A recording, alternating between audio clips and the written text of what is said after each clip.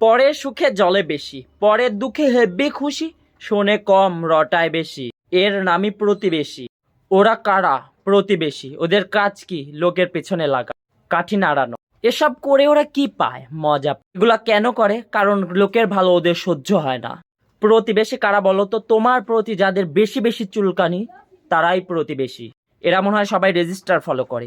কে 10টার সময় বেরোলো, 12টার সময় বাসায় আসলো, কে কোন ছেলেকে নিয়ে বাসায় ঢুকলো, কে পাড়ার মোড়ে দাঁড়িয়ে আড্ডা দিল।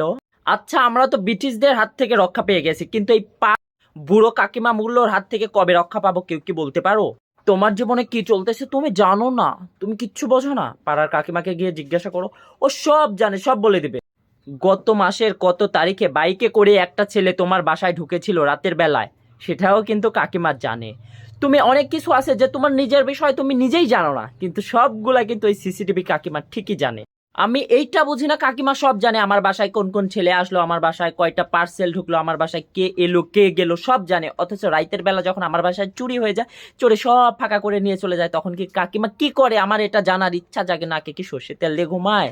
এরা তোমার বাসায় নুন, কাঁচা মরিচ, পেঁয়াজ, রসুন, আদা সবকিছু নিতে আসবে, এগুলা বাহানা করে, আর বাড়ার গোষ্ঠীর ষষ্ঠী পূজা করে থুয়ে চলে যাবে। কাকিমা দিব্যি ভুঁড়ি বের করে পাড়ায় পাড়ায় ঘুরতেছে, অথচ তুমি একটু হাঁটু বের করা জামা পরলে দেখবা কাকিমার পিছন জ্বলে ছাই হয়ে যাচ্ছে।